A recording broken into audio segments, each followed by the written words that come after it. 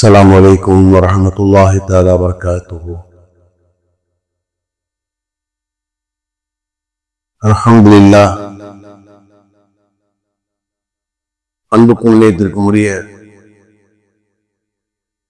அல்லாஹ்வின் நல்லடியார்களே, அருமை சகோதரர்களே, அல்லாஹ்வுடைய அளப்பெரும் கருணையினால் நாள்தோறும் சில நல்ல விஷயங்களை அறிந்து வருகின்றோம். அந்த அடிப்படையிலே ஹஜ்ரத் ரசூலுல்லாஹி ஸல்லல்லாஹு அலைஹி வஸல்லம் அவர்கள் அல்லாஹ்விடத்திலே பாதுகாப்பு தேடிய இந்த உம்மத்தை பாதுகாப்பு தேடுமாறு வலியுறுத்திய சில விஷயங்களை நாம் தொடராக அறிந்து வருகின்றோம். இந்த அடிப்படையிலே பெருமானார் ஸல்லல்லாஹு அலைஹி வஸல்லம் அவர்கள்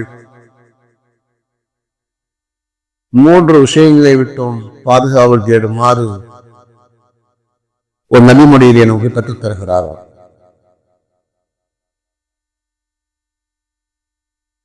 ஹாக்கிம் என்ற கிதாபினுடைய 99வது ஹதீஸாக பதிவு செய்யப்படுகிறது. அபூ பக்ரா ரலியல்லாஹு தஆலா அன்ஹு அவர்கள் கூறுகிறார்கள், பெருமானார் ஸல்லல்லாஹு அலைஹி வஸல்லம் அவர்கள் கூறினார்கள், அல்லாஹும்ம அஊது பிக மினல் குஃப்ரி வல் ஃபக்ரி வ அஸாபில் கபரி. யா அல்லாஹ், உன்னிடத்தில் நான் இறை நிராகரிப்பை விட்டும், வறுமையை விட்டும், மன்னரையின் தண்டனை விட்டும் பாதுகாப்பு தேடுகிறேன் என்பதாக பெருமானார் ஸல்லல்லாஹு அலைஹி வஸல்லம் கூறினார்கள் என்று அபூ பக்ரா ரலியல்லாஹு தஆலா அன்ஹு கூறுகிறார்கள். பெருமானார் ஸல்லல்லாஹு அலைஹி வஸல்லம் நேரத்திலே ஓதிய துஆவிலே, காலை நேரத்திலே வளமையாக ஓதிய துஆக்களிலே இதுவும் ஒன்று என்பதாக ஹதீஸிலே பதிவு செய்யப்படுகிறது. காலை நேரத்தில் பெருமானார் ஸல்லல்லாஹு அலைஹி வஸல்லம் இதை ஓதுவார். நான் கூட ஃபஜ்ர்ல ஓதுவேன். அல்லாஹும்ம ஆஃபினா ஃபி பதனினா, அல்லாஹும்ம ஆஃபினா ஃபி ஸம்யினா, அல்லாஹும்ம ஆஃபினா ஃபி பஸரினா, லா இலாஹா இல்லா அன்த, அல்லாஹும்ம இன்னி அஊது பிக மினல் குஃப்ரி வல் ஃபக்ரி வ அஸாபில் கப்ரி, லா இலாஹா இல்லா அன்த. இந்த துஆவை பெருமானார் ஸல்லல்லாஹு அலைஹி வஸல்லம் அவர்கள் காலை நேரத்திலே வழமையாக ஓதி வந்ததாக ஹதீஸிலே பதிவு செய்யப்படுகிறது. ஆக பெருமானார் ஸல்லல்லாஹு அலைஹி வஸல்லம் அவர்கள் இந்த ஹதீஸிலே 3 விஷயங்களிலும் பாதுகாவல் தேடினார்கள். பாதுகாவல் தேடும்படி நமக்கு வலியுறுத்தினார்கள். உங்களுக்கு சுருக்கமாக நான் இதை பற்றி செய்தி சொல்கிறேன். இந்த 3மே மிக முக்கியமானது. முதலாவது, குஃப்ரை விட்டும் இறை நிராகரிப்பை விட்டும் பெருமானார் ஸல்லல்லாஹு அலைஹி வஸல்லம் பாதுகாவல் தேடினார்.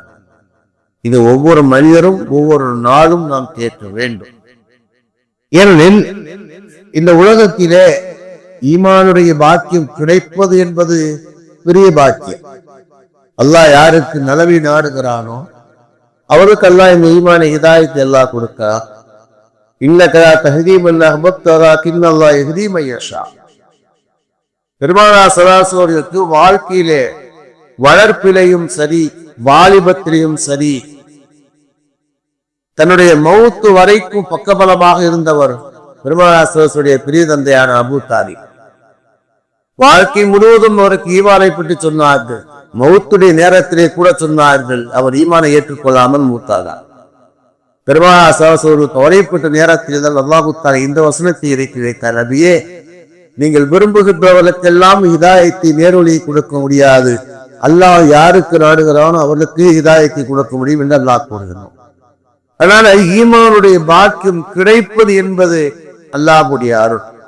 அதே நேரத்தில் ஈமானோடு வாழ்ந்து ஈமானோடு ஒருவன் மரணிப்பது என்பது அல்லாஹ்வுடைய பெரிய பாக்கியம். அதனால் நபிமார்கள் எல்லாம் தன்னுடைய பிள்ளைகளுக்கு இந்த உபதேசத்தை செய்தார். நபிமார்கள் தன்னுடைய பிள்ளைகளுக்கு மரணத்துடைய வசியத்தாதி செய்தார்கள். இப்ராஹிம் பனீஹி வ யாக்கூப்,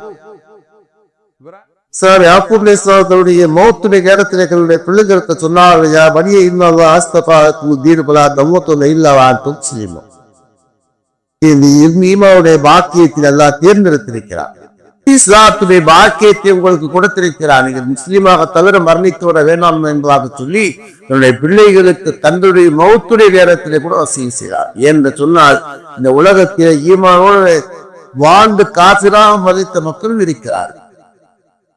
ஈமான் கிடைப்பது ஒரு பெரிய பாக்கியம், அது தொடராக நிலைத்திருப்பது ஒரு பெரிய பாக்கியம். இந்த உலகத்திலே எல்லா நியமத்துகளும் ஒன்று கிடைப்பது பாக்கியம், இரண்டாவது நிலைத்திருப்பது அதை விட பெரிய பாக்கியம். ஏன்னா சில மக்களுக்கு சில வாக்கியங்கள் கிடைப்பதே இல்லை. சில மக்களுக்கு அந்த வாக்கியங்கள் கிடைத்தாலும் கூட அது இடையிலே போய்விடுவதை நாம் பார்க்கிறோம். அதனால இன்னி அவுதுபிக்க சவாரி நியமத்துக்கு பெருமான அதிசய ஒரு துவாரம் செய்வார்கள். அதை அடுத்து உங்களுக்கு இன்னொரு நாளைக்கு நான் சொல்வேன். அந்த பாக்கியங்கள் கிடைத்து இடையிலே அது பறிபோவது என்பது கொடுமை. அது இந்த உலகத்தில் பாக்கியங்கள் தவறிவிட்டாலும் பரவாயில்லை, உங்களுக்கு ஈமானுடைய பாக்கியம் போய்விட்டால் இவ்வளவு பெரிய துரதிருஷ்டம். அதனால இந்த உலகத்திலே ஈமானோடு வாழ்ந்து காபிராக மரணித்த மக்களும் இருக்கிறார். குர்ஆனிலே அல்லாஹ் தஆலா 3 பேருடைய வரலாறை கூறுகிறார். பனி இஸ்ராயீலிலே வாழ்ந்தவர் பலாமன் பாவுராவுடைய வரலாறு அல்லாஹ் குர்ஆனிலே கூறுகிறார். நான் ஏற்கனவே நான் சொல்லியிருக்கிறேன். பத்துரு அலைகிற பால்லதி ஆத்தினா ஆயாத்தினா என்று அல்லாஹ் தஆலா சொல்வான். அது மாதிரி பர்சீசானுடைய வரலாறை எல்லாம் கூறுகின்றார். வெறும் சஹாபியாக இருந்த சாஹபத்து ஹாத்தபுடைய வரலாறு எல்லாம் குர்ஆனிலே கூறுகிறார். அதாவது இந்த உலகத்திலே ஈமான் வாழ்ந்து ஈமானோடு மரணிக்க நான் இந்த துஆரை அதிகமாவது, யா அல்லாஹ் எங்களை குஃபரை விட்டு பாதுகாப்பாயாக என்று. அல்-இஸ்லாம் 3வது சூராவுடைய 8வது வசனத்தில் எல்லாம் இந்த துஆவை கற்றுத் தருகிறார். ரப்பனா லா துஸிக் குலூபனா பஅத இத் ஹதைதனா, யா அல்லாஹ் எங்களுக்கு நீ நேர்வழியை காண்பித்ததற்கு பிறகு எங்களுடைய உள்ளத்தை ஈமானை விட்டும் சரகச் செய்து விடாதே. ஒரு புறத்திலிருந்து எங்களுக்கு அருளை வழங்குவாயாக. நீதான் மிகப்பெரிய கொடையாளன் என்ற துஆவை அல்லாஹ் கற்றுத் தருகின்றார். இந்த துஆவை ஓதுமாறு அல்லாஹ் தஆலா கற்றுத் தருகிறார். அதத்தான் சரி, முதலாவது விஷயம் என்னவென்று சொன்னால் நாம் குஃப்ரை விட்டும் பாதுகாவல் தேவை. இரண்டாவது அந்த ஹதீஸிலே பெருமானார் சொன்னார்கள், வறுமை விட்டு மிக பாதுகாவல் தேடுங்கள் என்பதாக.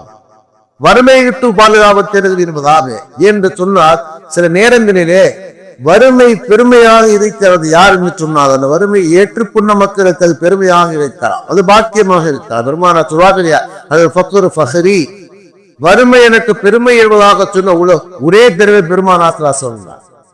அப்ப வறுமை என்பது அதை ஏற்றுக் கொடுக்கிற மனப்பக்குவம் உடையவருக்கு வேண்டுமானால் அதில் செய்யலாம், பெருமையாக இருக்கலாம், பாக்கியமாக இருக்கலாம். ஆனால் அந்த வறுமைக்கு இன்னொரு முகம் இருக்கிறது. என்னவென்று சொன்னால் ஒரு மனிதனை ஆக்கக்கூடிய சக்தி உடனே இருக்கிறது. வறுமை ஒரு மனிதனை காஃபிராக ஆக்கிவிடும். அதெல்லாம் வந்துகிட்டே அந்த குஃபருக்கு பிறகு பெருமானார் பெரிய வறுமையை சொல்வார். ஏன்னு சொன்னா பெருமானார் இன்னொரு தேசத்துல சொல்லுவாங்க, காதல் ஃபக்கு ஐயக்கூடு ஐயக்கூன குஃப்ரா, காதல் ஃபக்குரு ஐயக்கூன குஃப்ரா. வறுமை என்பது மனிதனை காஃபிராக கூட ஆக்கிவிடும், குஃப்ரின் பக்கம் கூட நெருக்கமாக்குவதாக பெருமானார் சொன்னார். ஏன் அப்படின்னா சில நேரங்கள்ல ஒரு வறுமையா இருக்குது. என்ன செய்யறாங்க, சில மக்கள் ஈமானுக்கு வெளியிலே இருக்கிற மக்கள் தன்னுடைய மதத்தின் பக்கமாக அழைக்கிற நேரத்திலே என்ன செய்ய, வறுமையின் காரணமாக செல்லக்கூடிய மக்கள் இருக்கத்தான் செய்யறாங்க. வறுமையின் காரணமாக இவ்வளவு நாளைக்கு போறாங்க. இன்னைக்கு கிறிஸ்தவ மதம் வளருவது என்பது இந்த உதவியை கொண்டுதான் வளர்க்கின்றது.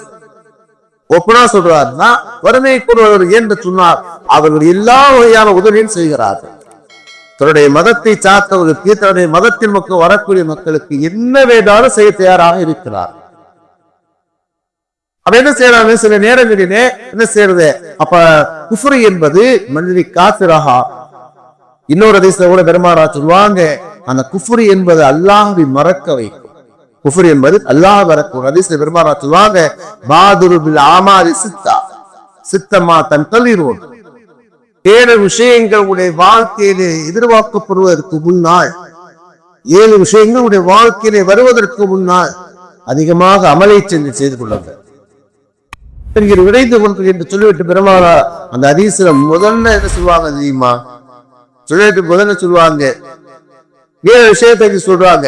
அதிலே ஒரு விஷயத்தை பெருமானா சொல்லுவாங்க. என்ன சொல்லுவாங்க? ஃபக்ரம் மன்சியா, அல்லாஹ்வை மறக்க வைக்கின்ற வறுமை வருவதற்கு முன்னால் நீங்க அதிகமாக அமல் செய்ய சொல்லுவாங்க. அந்த ஹதீஸ்ல முதல்ல பெருமானா அதைத்தான் சொல்லுவாங்க, ஃபக்ரம் மன்சியா, அந்த வறுமை வருவதற்கு முன்னால் எப்படிப்பட்ட வறுமை சொல்லுவாங்க? அது அல்லாஹ்வை மறக்க வை. அல்லாஹ் மறக்க வைக்கணும் என்ன அர்த்தம்?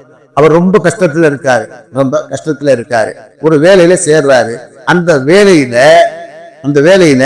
அந்த இபாதத்தை செய்ய முடியாத ஒரு நிலை வரைக்கும் இருக்குமானால் என்ன செய்வாரு? வறுமையை போக்கு வேலையை தான் பார்ப்பாரு, இபாதத் செய்வாரா? ஒரு இடத்துல வேலையை போய் சேர்றாரு, காலையில போய் சேர்றாரு, காலையில நைட் வரைக்கும் ஒரு வேலை செய்யுங்கிற மாதிரி ஒரு சூழ்நிலை இருக்கு. அல்லது நைட்டு வந்துட்டு என்ன செய்ய கொஞ்சம் ரெஸ்ட் எடுத்துட்டு போய் ஓவர் டே பாக்குற மாதிரி ஒருத்தர் வேலை இருக்கு. அவ்வளவு வாழ்க்கையில் நெருக்கடிகள் இருக்குது, சம்பளம் குறைவாக இருக்குது, வேலைகள் அதிகமாக்கும். என்ன செய்வாரு? வேலையைத்தான் பார்க்க முடியும், வறுமையைத்தான் நீக்க முடியும். அங்கே போய் எங்க அல்லாஹ் நினைச்சுட்டு இருக்கிறது, அல்லாஹ் தோத்துக்கு என்ன செய்வா? பொன்னாடி பிள்ளை என்ன செய்ய முடியும்? அப்படி ஒரு நிலை வந்துவிடும். அதெல்லாம் பெரும்பாலான சொல்லுவாங்க, அந்த வறுமை எப்படிப்பட்டது சொன்னார், அல்லாஹ் போய் மறக்க வைக்கின்ற வறுமை. இப்படி வாழ்க்கையை வருவதற்கு முன் நீங்க அவளை செய்து சொல்லுவாங்க. அதான என்ன செய்யறாங்க பெருமானார்? 2வதாக என்ன சொல்றாங்க? வறுமை வருவதற்கு முன் வறுமையை விட்டு செய்ய நீ எல்லா கூடத்திலே பாதுகாவத்தை இருக்க. 3வதாக பெருமானார் சொல்லாங்க, கபருடைய தண்டனை விட்டு எல்லா இடத்திலே பாதுகாப்பு, அவருடைய தண்டனை விட்டு வல்லாவிடத்திலே பாதுகாப்பு தெரிந்தார் என்று சொன்னால் கபர் இருக்க நல்லையா? கபரை பற்றி பெருமானார் நிறைய சொன்னாங்க. கபரானது ஒவ்வொரு நாளும் மனிதனை பார்த்து 3 விஷயத்தை கூறுகின்றது. ஆனா வைத்துல் வஹதா, நான் தனிமை வீடாக இருக்கிறேன், நீ துணையோடு வா. ஆனா வைத்து வேணுமா, நான் இருளால் வீடாக இருக்கிறேன், ஒளியோடு வா. ஆனா வைத்து வம்ஷா, நான் விஷ ஜெந்தத்தில் நிறைந்த வீடாக இருக்கிறேன், பாதுகாப்பு அரணோடு வாயுவாக சொல்லி ஒவ்வொரு நாளும் மன்னரை பார்த்து சுவா பெருமானா சொல்லலாம். அப்ப அந்த மன்னரை இருப்பது ஒவ்வொரு நாளும் மனிதனை பார்த்து கூறுகிறது, நான் இப்படி இருக்கேன், உடைய பாதுகாப்போடு வாய்ப்பாக நாம் இன்னும் பாதுகாப்பு செய்திருக்கின்றோம். நம்ம வீட்டுல தனியா உட்கார்ந்து இருக்கோம், எதுவுமே இல்லாமல் நம்மளால தனியா புதுசாக உட்கார்ந்து இருக்க முடியுமா? வயது வச்ச ஒரு சோன் இருக்கும், எதையாவது பேசிக்கிட்டு எதையாவது பார்த்துக்கிட்டு இருந்தா தான் பொழுது போகுமே தவிர, இது நம்ம தனியா உட்கார்ந்தோம்னா நம்ம பிரஷர் ஏறின்னு டென்ஷன் ஆயிரும். என்ன செய்யணும்? போன கவலையெல்லாம் திரும்ப வைக்கணும், இல்ல வருங்காலத்தை பத்தி கவலைப்பட்டு நமக்கு டென்ஷன் ஆகி போயிடும். புரியுதா? அப்ப யாருடைய தொடர்பாக நமக்கு இருக்க நேரத்தில் தான் நம்மளுடைய என்ன செய்யறது? நமக்கு டைம் பாஸ் ஆகுது, மன கவலைகள் நீக்குகிறது. கபரில் போய் பார்த்து யார்கிட்ட பேச முடியும்? இல்லையே. சரி, நம்ம வீட்டுல நம்ம யோசிச்சுப்பாங்க, நம்ம வீட்டுல கரண்ட் இல்லை, நம்மளால ஒரு நாள் இருக்க முடியுதா? ஜன்னல் ஏதோ திறந்து வச்சாலும் உதவி இருக்க முடியுதா? அந்த என்ன செய்யறது? அந்த கபரில் வந்து அந்த தனிமையை நீக்குவதற்கு நான் என்ன செய்தோம்? அந்த இருளை நீக்குவதற்கு என்ன செய்தோம்? வச்ச உடனே என்ன செய்யறது? எல்லா பூச்சி வந்து அதே மாதிரி நின்றாவே அவ்வளவு பூச்சி இருக்கு, அப்படின்னா உள்ளுக்குள்ள எவ்வளவு பூச்சி இருக்கும். அதை விட்டு நாம் இன்னும் நாம் தயாரிப்பு செய்திருக்கின்றோம், பாதுகாப்பு ஏற்பாடு செய்திருக்கின்றோம். சுட்டு பாருங்க. அதாவது இங்க இருந்து பக்கத்துல இருந்து ஒரு ஊருக்கு நம்ம போவதாக இருந்தாலே நாம் எவ்வளவு தயாரிப்பு செய்யும். இங்க நம்ம சென்னைக்கு போறோம், சென்னை போறது என்ன செய்ய? ஒபிசினை வெறுதைமா போயிட முடியுமா? அதுக்கு தேவையான பண்ணும் மட்டுமல்ல, தேவையை விட கூடுதலான மருந்து ட்ரெஸ் எக்ஸ்ட்ரா எடுத்து வச்சிருப்போம். திரும்புறாங்க கூட ஒரு ட்ரெஸ் கையில் வச்சிருவோம். அதுக்கு தேவையான என்ன பணம் தேவை, அதை விட நாம் கூடுதலாக வைத்திருப்போம். இருக்கணும், சரியாக வச்சுக்கிட்டு போக முடியாது. நம்ம போற நேரத்தில் திடீர்னு வந்துட்டு என்ன செய்ய? பஸ் நட்டு போச்சு, ஏதாவது ஆச்சுன்னா அடுத்த பஸ் பிடிச்சிட்டு போறதுக்காக என்னோட கையில காசு இருக்கும். அவ என்ன செய்யற? இந்த உலகத்திலே நான் ஒரு டிராவல் பண்ணுகிற நேரத்திலே அதற்கு தேவையான தயாரிப்புகளை செய்ய வேண்டும். ஹிஜ்ரத் போகும்போது எடுத்தவங்க திடீர்னு ஓடல. அபூபக்கர் சித்தீகரத்திலே கூடுகிற நேரத்திலே அபூபக்கர் சித்தீர் இல்லாமல் பயணத்துக்கான வழியை தேர்வு செய்தார்கள், பயணத்துக்கான வழிகாட்டியை தேர்வு செய்தார்கள். பயணத்துல வந்து எங்கே போய் தங்க வேண்டும், அந்த சவுர் புகையினை தங்குகிற நேரத்திலே செய்தி சொல்வதற்கு யார், உணவை கொண்டு வருவதற்கு யார், பால் கொண்டு கொடுப்பதற்கு யார், எல்லாரும் பெருமாள் செஞ்சாங்க. பெருமாள் அபூபக்கர் சித்தீர் செஞ்சு வச்சாங்க. உங்களுக்கு சொல்லப்படி செய்து சொன்னார், ஒரு சிறிய தூரத்தினுடைய டிராவலுக்கு நாம் இவ்வளவு தயாராகிறோம் என்று சொன்னால், நாம் அருமையை நோக்கி பயணம் செய்யும் நேரத்தில் இவ்வளவு தயாரிப்புக்கு தேவையாக இருக்கிறது. தயாரிப்பு செய்த அம்முக்கு சித்திக் சஃபரி தவீருல் வஸாது தாதி தரீர். என்னுடைய மறுமையின் பயணம் நீண்டதாக இருக்கிறது, நன்மை என்ற கட்டுச்சாலம் குறைவாக இருக்கிறது. இந்த அபூபக்கர் எப்படி வெற்றி அடைய போகிறார் தெரியுமா? அழுதார்கள். அவ்வளவு இபாதத் செய்து அழுதார்கள். இன்னைக்கு நம்ம ஏதோ ஒரு சின்ன காரியத்தை செஞ்சுட்டோம் அப்படின்னு கேட்டா, அடேங்கப்பா இவர் ஒரு 1000 ரூபாய் கொடுத்துட்டார் அப்படின்னு கேட்டா என்ன சீன போவார் முடியாது. மக்களிடத்தில் அமல் குறைவான சீன் போறதை என்ன வஞ்சனே இல்லை. அப்ப அந்த மறுமையினுடைய அது மட்டுமல்ல, கபரு என்பது மறுமையின் முதல் தங்குமிட. பெருமான சொல்வாங்க இல்லையா, அது கபர் அவ்வளவு மன்சிலின் மனாசில் ஆசிரா. கபரு என்பது மறுமையின் தங்குமிடங்களிலே முதல் தங்குமிடம். அதில் யார் வெற்றி அடைகின்றாரோ அதுக்கு பிறகு உள்ள இடங்கள் லேசாக இருக்கும். யார் அதிலே தோற்று போகிறாரோ அதற்கு அடுத்த இடங்கள் கஷ்டமாக இருக்கும் என்பதாக இந்த ஹதீஸ் யார் சொல்வா? உஸ்மானே கனீதா சொல்வாங்க. கபரை பார்த்து அழுகுவாங்க கேட்கப்பட்டது. நரகத்தை பத்தி சொல்லப்பட்ட அப்படி இவ்வளவு அழுகிறது இல்லையே, ஏனைய கபரை பத்தி சொல்லப்பட்டாலே அழுகிறீங்க. கபரை பத்தி சொல்லப்பட்ட அழுகிறீங்க, கபரை நின்று நீங்க அழுகிறீங்க. அப்பதான் இந்த ஹதீஸாவும் சொல்வா. பெருமானா சொல்ல நான் கேட்டேன், வறுமையின் தங்குமிடங்களே முதல் தங்கிவிடம், முதல் கோணு முற்றும் போன சொல்வாரு இல்லையா. இப்ப முதல்ல ஜெயிச்சாட்டா என்ன செய்யற, அடுத்தது செய்ய முடியும். முதல் 8 எடுத்து அடுத்த 8க்கு போக முடியும். முதல் 8ல கீழே அப்புறம் அடுத்த 8 எப்படி போகும்? அதனால பெருமாராச அவர்கள் இந்த 3 விஷயத்தை பாதுகாப்பு தேர்ந்தார். முக்கியமான விஷயங்கள் எல்லாம் தமிழ்ல கூட கேளுங்க. யா அல்லாஹ் வறுமையை அல்லாஹ்விடத்திலே இறை நிராசரிப்பை விட்டும் வறுமையை விட்டும் அவருடைய தண்டனை விட்டும் பாதுகாப்பாயாக என்று அல்லாஹ்விடத்தில் கேட்டு வர வேண்டும். இதை கேட்டவதை கண்டுபிடிக்கலாம்.